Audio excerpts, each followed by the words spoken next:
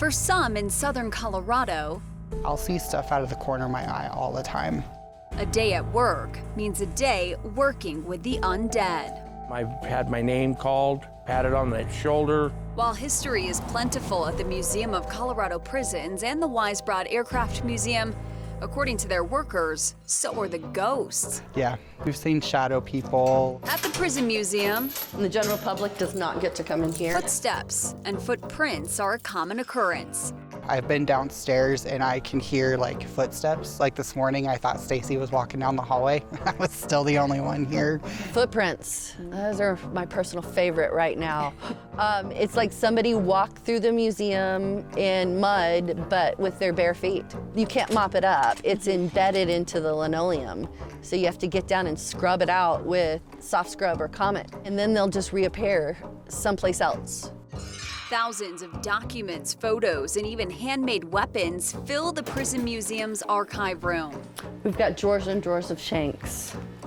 On top of the numerous objects already on display. And sometimes these are the only photographs that anybody will ever have of these people. This one right here at the very end, it's responsible for at least 2 murders that we know of. Those who work at the museum say they believe the ghost activity is directly related to the amount of history that lies within this building. Many mediums who have come through here, and their belief is that because of the amount of murder weapons we have, not just on display, but also in our archives, that the spirits have attached themselves to said murder weapons, and that's why we have such a high concentration here. At the Aircraft Museum, it's a similar spooky story. And as I'm working along, I look over my shoulder and there's a gentleman standing there in Vietnam-era greens. And he was there for maybe 3/4 of a second, and then just poof, he was gone. One of our tour guests one night actually stepped up into a helicopter over in the other hangar, and there was nobody in front of her. She was the first one to go inside it, and she fell backwards out of it. And as we talked to her that night, she said, "I was pushed. I felt hands on my shoulders and I was pushed out of that helicopter." The restoration team at Wise Broad believes some of the soldiers never left the former military training base and continue to call the aircrafts home.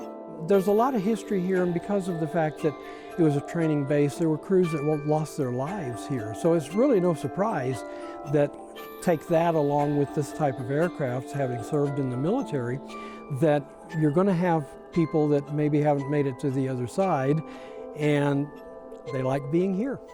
These sites have taken advantage of their ghostly reputations. Hello guys, just here to hang out. Both offering special tours throughout the Halloween season for those who are curious about the paranormal activity. I didn't know. You didn't hear the you did the I heard 3 it. times, 1, 2, 3. I didn't know. That wasn't you? That wasn't you? Well, we get a lot of skeptics who are thinking, oh, well, yeah, whatever. And then they'll go in there, and when they come out, their ideas have changed. While the ghost tours are for fun, the museums say they're really a way to introduce their history to a whole new audience. Not every day you get to go to prison. Well, if you don't remember your history, you're doomed to repeat it. So the more we can showcase the history that's happened here in Colorado, hopefully some of the bad stuff, we won't repeat it. There's a lot of history here that's being lost that we want to preserve. One gentleman who fought in Vietnam was a member of the Air Cav.